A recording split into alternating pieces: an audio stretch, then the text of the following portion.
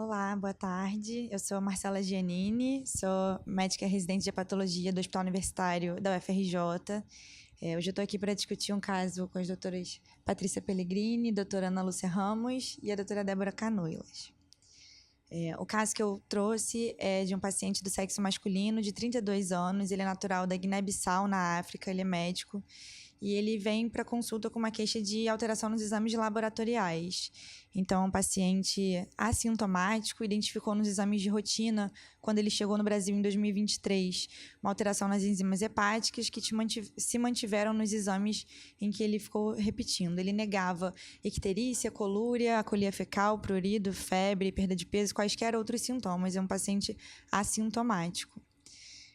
De história pregressa, um paciente sem comorbidades, que negava alergias, cirurgias prévias, nega uso de medicamentos, nega etilismo, tabagismo, uso de outras drogas, uso de chás. É um paciente que morou na Guiné-Bissau até 2023, quando ele veio para o Brasil, e segue aqui desde então. Ele mora num apartamento com saneamento básico, sem animais de estimação, e ao exame físico, um paciente em bom estado geral, eutrófico, sem estigmas de insuficiência hepática, então sem telangiectasia, sem eritema palmar ou flapping, hemodinamicamente estável e no exame segmentar nenhuma alteração. É um abdômen flácido, sem massas palpáveis, sem visceromegalias palpáveis. Então, tanto na história clínica quanto no exame físico, um paciente sem grandes alterações. Os exames laboratoriais que ele traz, né? Ele traz 4 exames aí ao longo de quase um ano, desde outubro de 2023 até julho de 2024, em que ele tem uma alteração nas enzimas hepáticas, principalmente na fosfatase alcalina e na gama-GT, então uma fosfatase alcalina em torno de 1,5 2 vezes o limite superior da normalidade. O exame mais recente que ele trazia um valor de 242, né? Lembrando que o valor de referência é 120, então ele 2 vezes aumentada, e uma gama-GT cerca de 10 vezes o limite superior da normalidade, mas também com o aumento das enzimas hepatocelulares, então uma ALT ali em torno de 3 a 4 vezes aumentada e uma ST tocada. Em nenhum momento ele aumenta a bilirrubina, mas ele tem esse aumento persistente e flutuante das enzimas com predomínio das enzimas canaliculares. E ele já traz um exame feito fora, uma ultrassom de abdômen com o fígado com volume normal, contorno regular, mas com uma discreta ectasia das vias biliares intrahepáticas no lobo esquerdo, um colédoco de calibre normal, sem líquido livre na cavidade abdominal. Bom, então, em resumo, é um paciente jovem e que apresenta alterações laboratoriais no hepatograma, né? Assim como a doutora Marcela frisou, mais importante, aumento das enzimas colestáticas, ele nem tinha tanta inflamação, né? Então, acho que nesse momento ela não chegou a comentar, mas ele é um paciente que vem da África subsaariana, em relação às sorologias virais, lembrar da hepatite B, né? Certamente foram feitas, não estão ali citadas, né? Mas lembrar da hepatite B, lembrar que, a priori, um paciente jovem com colestase, a ideia inicial pensar numa doença litiática da via biliar, não é o perfil, não é a mulher, idade jovem, né? Mas eu acho que a gente tem que lembrar disso. Lembrar também que foi perguntado na história, mas talvez pesquisar um pouco mais a respeito do uso de alguma medicação, uso de anti-inflamatório, uso de antibióticos, principalmente clavulin, né? Lembrar que esse paciente pode ter uma PFIC, uma colestase genética, que inclusive aumenta a chance dele ter uma lesão por droga. Isso é um diagnóstico que hoje em dia a gente tem feito um pouco mais, já que a gente tem acesso aqui aos testes genéticos, né? E também não deixar de pensar um paciente jovem com alteração, principalmente de colestase, lembrar da colangite esclerosante primária, muito mais do que da colangite biliar primária, né? É um paciente jovem. Então, eu acho que dos diagnósticos diferenciais, principalmente isso, né? Doenças litiásicas da via biliar, uso de drogas e talvez aí a colangite esclerosante / uma PFIC. Eu acho que a doutora Patrícia agora vai falar a respeito dos exames que a gente pode pedir para tentar esclarecer esse diagnóstico. Então, nesse caso, o paciente ele fez, ao longo da sua estadia aqui, para a gente elucidar o diagnóstico, ele começou com uma colangiorressonância, que é um exame que a gente vê a via biliar intrahepática, e ele tinha uma leve ictasia da via biliar intrahepática e também do hepatocolédoco, o que corroborava um exame que ele já tinha trazido de um ultrassom, que também não mostrava muitas coisas. E, nesse caso, a gente deve sempre pensar no caso dessa doença colestática, se a gente está pensando em CEP, a gente sempre deve pensar de realizar uma colangio-ressonância. Por quê? Porque essas doenças colestáticas, elas estão acompanhadas também de outras doenças, né? Principalmente as doenças inflamatórias intestinais, e ela é bem elucidativo se a gente pede um exame desse e a gente está pesquisando o quê? Outras doenças que são associadas como colangiocarcinoma. No caso dele, não apresentava nenhuma lesão dessa porque era um paciente totalmente assintomático e numa fase inicial de doença. Outro exame a ser pedido era uma colonoscopia que ele fez e que era totalmente normal. Exatamente como a colangio-ressonância, a gente tem que pedir, porque esses pacientes têm associação com doenças inflamatórias, e é muito importante que a gente faça esse diagnóstico com esses exames complementares, também pesquisando câncer coloretal.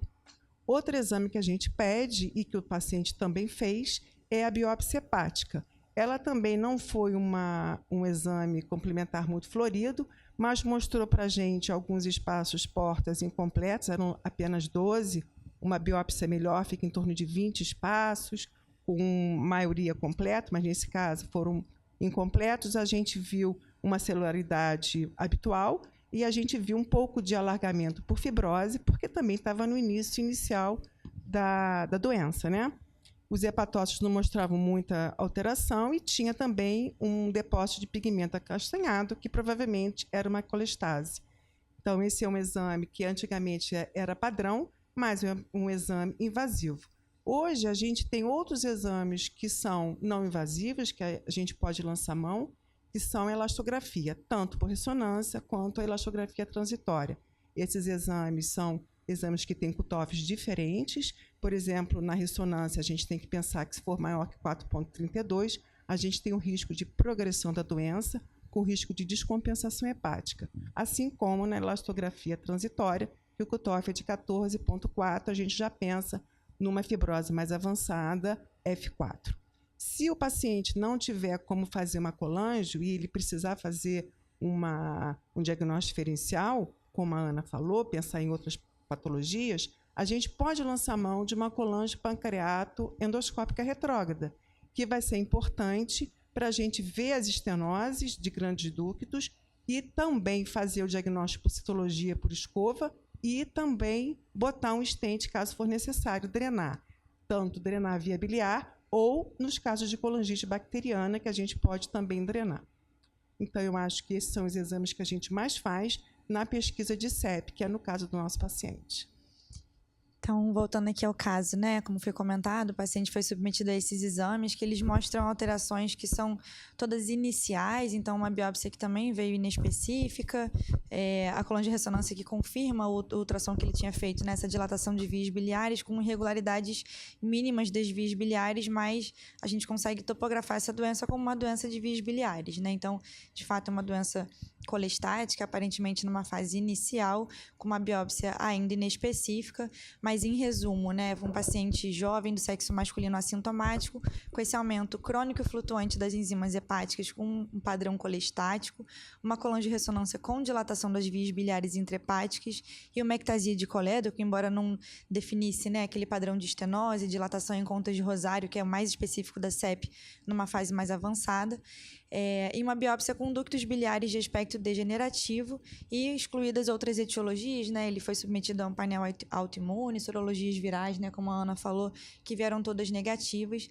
Então, entendemos esse caso no ambulatório como um caso de colangite esclerosante primária numa fase inicial, né? E a gente sabe que os pacientes com CEP, metade deles são assintomáticos no momento do diagnóstico, então realmente é uma história natural da doença, ali numa fase da doença que é difícil de diagnosticar, e eles podem abrir os sintomas nos primeiros 5 anos da doença. Então, cada vez mais a gente vem diagnosticando precocemente, né, esses doentes, e a gente encontra essas dificuldades dos exames complementares que a gente tem não mostrarem aquelas alterações mais exuberantes. Então, é um paciente que a gente vai precisar acompanhar para garantir que, de fato, isso é uma CEP, né, e cuidar para fazer todos os rastreios neoplásicos, como a Patrícia falou, câncer colangiocarcinoma, câncer de vesícula, câncer coloretal, que esses pacientes têm um risco muito aumentado, e fazer esse segmento. E indo, então, para a parte de tratamento, né? Passando a palavra para a Débora, assim, o que a gente poderia fazer no manejo desses pacientes na CEP e controle dos sintomas? A gente sabe, né, que na CEP a gente não tem nenhum tratamento, tirando o transplante hepático, que vai curar o paciente ou alterar o desfecho final. Mas a gente tem algumas medicações, a principal que a gente discute, a principal estudada, que vai ser o ácido urso desoxicólico, né? Que apesar de não alterar o desfecho final, ele tem uma melhora tanto bioquímica e até em alguns graus histológicos. Então é a medicação mais utilizada, inclusive é uma medicação que você pode utilizar em diferentes posologias, né? E a posologia de 17 microgramas quilo dia é que achou melhor de melhora histológica, e posologias muito altas, acima de 28, teve um desfecho desfavorável, né? E a gente tem em uma outra opção estudada os fibrados, como, por exemplo, o bezafibrato. Outros medicamentos estudados até o momento não teve uma alteração bioquímica ou histológica favorável, tem alguns medicamentos em trials, e é importante a gente salientar que alguns pacientes eles vão ter uma resposta mais demorada. Então, se você inicia a medicação, inclusive pode ter uma resposta demorada de até 2 anos, ou não seria interessante você suspender esse fármaco, que até essa suspensão do fármaco pode vir atrelada à piora tanto laboratorial quanto clínica. E aí a gente falando assim de terapia sem ser medicamentosa, a gente tem que prestar atenção no manejo de complicações. Então, as terapias endoscópicas em casos muito acentuados, né, de estenoses muito dominantes. Sempre prestar atenção também no manejo crônico da colestase, como o manejo de prurido, a alteração do metabolismo ósseo. Frisando também o rastreio das neoplasias associadas. E como eu havia falado, o transplante hepático vai ser a única terapia curativa. Então, naqueles pacientes que têm uma fibrose avançada, que está evoluindo com uma cirrose descompensada, aqueles pacientes que têm colangite de repetição, prurido intratável, ou até em alguns casos de neoplasias, alguns casos selecionados de colangiocarcinoma e de CHC, você deveria encaminhar esse paciente para um centro de transplante. Então, seguindo o caso, né, esse paciente foi iniciado o ácido urso desoxicólico, né, foi na dose de 13 miligramas por quilo, né, que é a dose mínima, como a Débora falou, a gente pode usar ali entre 13 a 23, idealmente ali 17 é uma dose adequada. A gente começou a dose mínima para ele, até por questões financeiras, e ele em 1 mês de uso teve uma melhora significativa das enzimas hepáticas, né, uma fosfatase alcalina que quase normaliza, uma gama GT que chegou ali a 140, ainda cerca de 4 vezes o limite superior da normalidade, mas muito melhor evolutivamente, e as transaminases praticamente normais. Por questões financeiras e pessoais, esse paciente teve que suspender o uso da droga quando ele volta para a gente no consultório. Então, ele chega em fevereiro, tendo suspenso a droga durante 1 mês, né, em janeiro, e isso, assim, confirma que ele teve uma piora exuberante das enzimas, assim, para níveis piores do que os valores pré-tratamento. Então, conversando com ele, tentando achar uma logística ali de conseguir essa medicação, até porque ele pensa em voltar para o país dele, né, na Guiné-Bissau. A gente, em conjunto, tentando otimizar esse tratamento dele, a gente opta por voltar na menor dose possível para ele, que seria essa dose de 13 miligramas por quilo, que é o que ele vem fazendo atualmente, e ele vai seguir acompanhando com a gente no ambulatório, tanto as enzimas, né, na questão do tratamento, quanto no manejo, caso ele venha a surgir com sintomas aí no futuro, para a gente também poder manejar esses sintomas dele. Muito bem, muito bom o caso.